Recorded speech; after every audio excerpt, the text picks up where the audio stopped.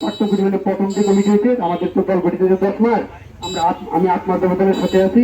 আমাদের প্রথম কমিটির আমি স্থগিত কমিটি সেটা হয়েছে, এই কমিটি আমি যুগ্ম যুগ্ম সমন্বয়কারী এনসিপি। যদি আরো কোনো প্রশ্ন থাকে সাংবাদিক। ইনকিলাব মঞ্চের মুখপাত্র শরীফ ওসমান হাতির উপর সন্ত্রাসী হামলার প্রতিবাদে সভা আহ্বান করেছিলেন এনসিপির এক স্থানীয় নেতা, কিন্তু তার সেই প্রতিবাদ সভায় যোগ দেননি কেউ। হতাশ না হয়ে নেতা নিজেই একাকী প্রায় 1 ঘণ্টাব্যাপী বক্তব্য দিয়ে হামলার প্রতিবাদ জানান।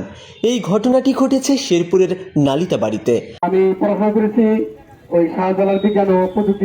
এনসিপির শেরপুর 2 নকলা নালিতাবাড়ি আসন থেকে মনোনয়ন প্রত্যাশী আরমো বাকিবিল্লা প্রতিবাদ সভার ডাক দিয়েছিলেন।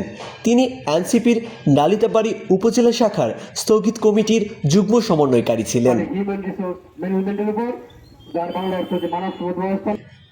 জানা যায়, বাকিবিল্লার সৌজন্যে শনিবার বাদেশা শহরের উত্তরবাজার এলাকায় ওই প্রতিবাদ সভার জন্য মাইকিং করা হয়।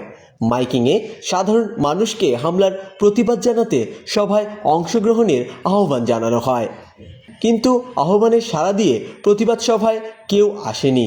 সভাস্থল ফাঁকা দেখে অনেকেই ধরে নিয়েছিলেন সভা হবে না, কিন্তু হাল ছাড়েননি বাকিবিল্লা।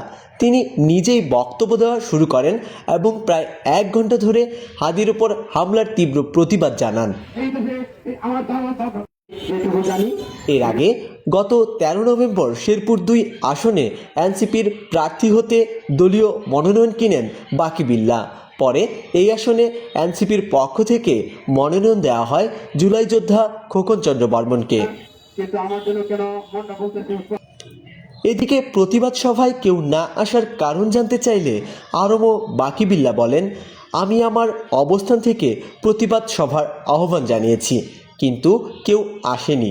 তবে আজ প্রতিবাদ না করলে আপনার উপর, এরপর আমার উপর, এরপর আরেকজনের উপর এভাবেই হামলা হতেই থাকবে।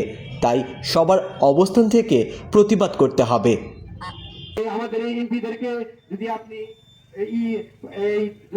অভিজিৎ সাহা, নালিতাবাড়ি কাগজ। আপনি নেমে যান, আপনাদের বিকল্প অনেক আছে।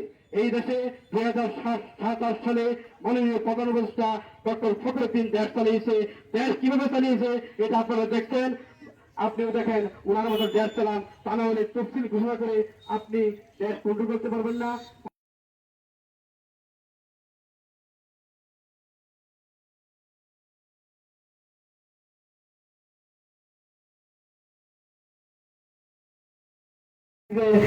বলে গেলাম, আমি 1 মিনিটের জন্য নানির বাড়িতে অপেক্ষা করবো না। আমি ঢাকাতে গিয়ে যা করার আমি তাই করবো। আমি পাশ করলে আমি কথা দিলাম, আমি আপনাদের কাছ থেকে 1 টাকা নিব না, 1 পয়সা নিব না। আমি বাকিবিল্লাহ যদি এই জনপদের যদি এমপি হতে পারি, তাহলে আমি হযরত উমরের মতো এই শেরপুর 2 শাসন করব ইনশাআল্লাহ। পারিবারিক ভ্রমণ, এয়ারপোর্ট ড্রপ, বিয়ে বা মিটিং, গাড়ি ভাড়ার একটাই ভরসা, নালিতাবাড়ি রেন্ট এ কার। আরামদায়ক, নিরাপদ এবং সময়নিষ্ঠ সেবার জন্য নালিতাবাড়ি রেন্ট এ কার আপনার বিশ্বস্ত সঙ্গী।